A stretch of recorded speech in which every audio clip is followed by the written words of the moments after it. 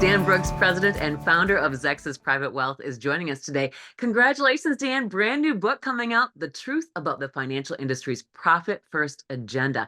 Tell us Hi. what you wrote. Hi. Why'd you choose that topic?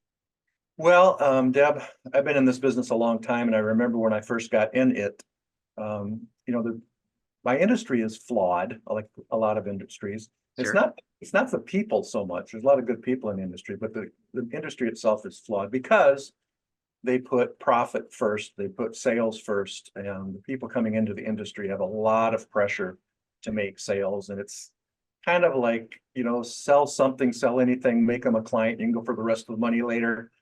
So they don't have a process for people to go through. Usually it's more product driven. And that bothered me. And so I, over the years, became independent and decided that I wasn't going to do it that way. So All finally somebody said, you should write all this down. So, right. so that's it. Okay. Well, give us an overview then of your ease planning process. Well, the EASE is an acronym for education, analysis, strategize, and then the final one, the final E, is enjoy, because that's where we want to end up. Yeah. So as opposed to a sales process, we start with education because people are smart. I take this complicated industry that I work in and break it down to very simple terms for people so they can understand it. Because I find that when they come to me, they were sold something, they don't really understand it, they don't know if it fits.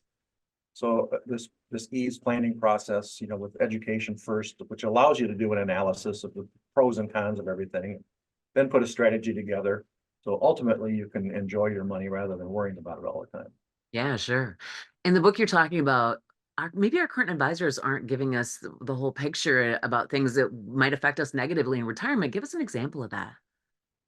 Well, probably the biggest one that I see is that people are taught by CPAs and my industry to put a lot of money in IRAs, 401ks, and so on. We've Yeah. all heard it, Yeah.